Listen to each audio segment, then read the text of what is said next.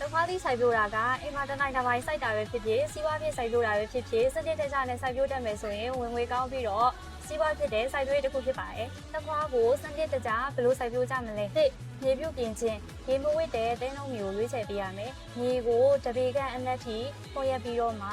နွားချေတဘာဝမြေရောစာနဲ့တမအောင်ရောဆက်ပြီးတော့မြေပြုတ်ပြင်ပေးရပါမယ်။နံပါတ်2ကိုဒေတာနဲ့ကိုက်ညီပြီးတော့ရေသွေးကောင်းတဲ့မျိုးစေ့ကိုရွေးချယ်ပြီးတော့စိုက်ပျိုးရမယ်။စိုက်ပျိုးတဲ့အခါမှာလည်းတခြင်းကိုမျိုးစေ့2စီနှုံးနဲ့ပင်ကြား2ပေခန့်ခွာပြီးတော့စိုက်ပျိုးပေးရပါမယ်။အသီးနာတင်နေဆိုရင်တော့စင်တင်စိုက်ပျိုးတဲ့နည်းလမ်းကအကောင်းဆုံးရွေးချယ်မှုပဲဖြစ်ပါတယ်။နံပါတ်3အစိုးတဲ့မပြတ်ဖို့အတွက်ရေကိုပုံမှန်လောင်းပေးရမယ်။အသီးပွင့်ဝင်တဲ့အချိန်မှာပို့ပြီးတော့ view စိုက်ပေးရပါမယ်ရှင်။ပေါင်းရှင်းပေးပြီးတော့အပင်6လက်မအရွယ်ရောက်တဲ့အခါမှာတိုင်ထောင်ပြီးတော့စင်တင်ပေးရပါမယ်ရှင်။နံပါတ်4မြေရောသာကျွေးတဲ့အခါမှာလည်းအပင်သက်တမ်း15ရက်သားနဲ့ပန်းပွင့်ဝင်တဲ့အချိန်မှာတီစူပါနဲ့ပလဲတဲ့မြေရောစာကိုတင်းတယ်လို့ကျွေးရပါမယ်ရှင်။နောက်ရက်ဒီမှာလည်းစိုက်ပျိုးရေးနဲ့ပတ်သက်တဲ့ဗဟုသုတအချက်ကလေးတွေပြောပြပေးမှာမို့လို့ဒီအကောင်လေးကို like and follow လုပ်ပေးထားပါအောင်နော်။